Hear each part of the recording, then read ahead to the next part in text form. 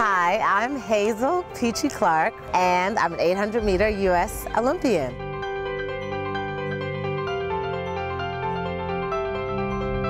I'm a front runner, and being a front runner takes a lot of courage. I go out and lead the races. I can't see what people are doing behind me, and I just go for it. And I kind of developed that in high school, and I never really got too far away from it. I think I feel most comfortable running like that. I think you're a champion when you do your best. It's not always the races that you win. It's just the races where you go out there and know that you left it on the track. That's a good feeling. One of the most important aspects of middle distance running is foot placement, hip placement, and form at the end of a race especially is crucial. I want to walk a few steps on the balls of your toes and then go into a light stride on the balls of your toes. Don't let your hips drop, like I said. Focus on staying on your balls of your toes. You ready? And go into the stride. Good, good. I'm out here to see David Oliver. He runs a 12:89. He's the 110-meter hurdle American record holder. And we're going to visit his camp, watch him train as he prepares for his 2012 Olympic season. Being a world-class athlete can be very stressful at times. Between training and competing, it can really be a lot. Today we're going to follow Phoebe Wright and find out exactly how she unwinds. So Phoebe, this is really nice. I'm glad you brought me out here. You wouldn't know this about me, but I'm not exactly the most nature lover type girl. No. Yeah, would you believe that? I'm more of a mall person, but this is actually really relaxing. I think I need this in my life. Yeah. I can let it out quick, so it's beautiful. Like, because the pictures after the race are very, very. You gotta keep your pictures beautiful. That's a great tip for everybody at home. She keeps her up in the ponytail during the race. You kick butt, you come down, pop it out. All sponsors love it. You have great pictures for your websites and stuff like that, so that works out good. World-class athletes spend a lot of time training and competing and getting to know each other. Well, at least you would think so. I decided to come up with a fun and entertaining way to test their knowledge and see how well they really know each other.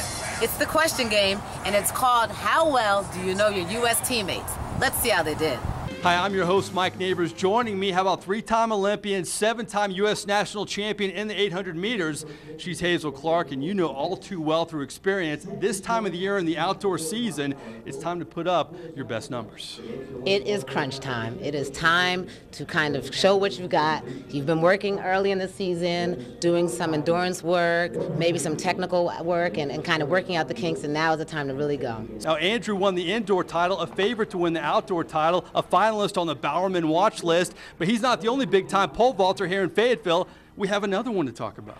Tina Sute. She is absolutely amazing. She won the NCAA title at the indoor championship, and she was very, very convincing. She had no misses, and she went after the collegiate record, so she's really, really looking great going into the outdoor season. We also should see a handful of competitors in the Olympics as well out here in Fayetteville today.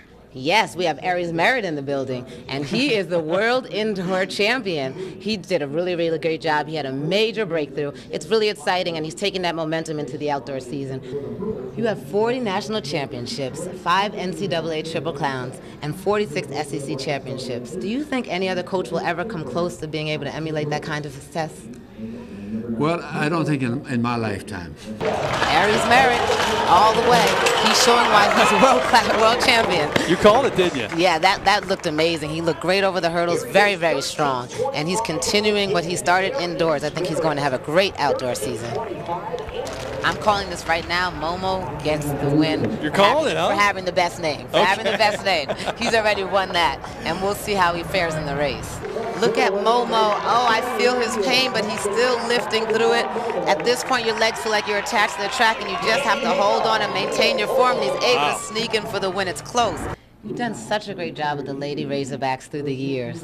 What athletes and what moments stand out the most in your mind? Well, most people don't understand that I do have a tan because I've always been in the shadow of John McDonnell. Do you ever have a strategy going into a race like this and you immediately find out, you know what, this isn't working and you have to change it up? Does that happen often, or you just really have to stick by the plan?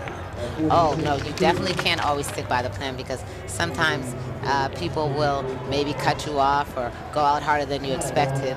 I remember my coach, JJ, told me in 2008 to lead the race, and somebody else had the same exact plan, and we ended up coming through at a brutal pace, both trying to lead the race, and it almost cost me the race, but I held on and was able to win. That's, I mean, psychologically and physically, that takes a toll, doesn't it? It really, really does. So you always have to be able to be adaptable. Athletes want to get a lot out of their performances this time of year, and we saw many who did. Yes, this meet definitely accomplished that. It's the perfect type of meet for this time in the season. You saw a lot of athletes doing off events or doing a lot of events, and that's great for fitness. That's great for just practicing the things you're going to need for the championships. I really liked watching the athletes from the same team supporting each other. Some of them did work as rabbits, pacing. That's very good to see.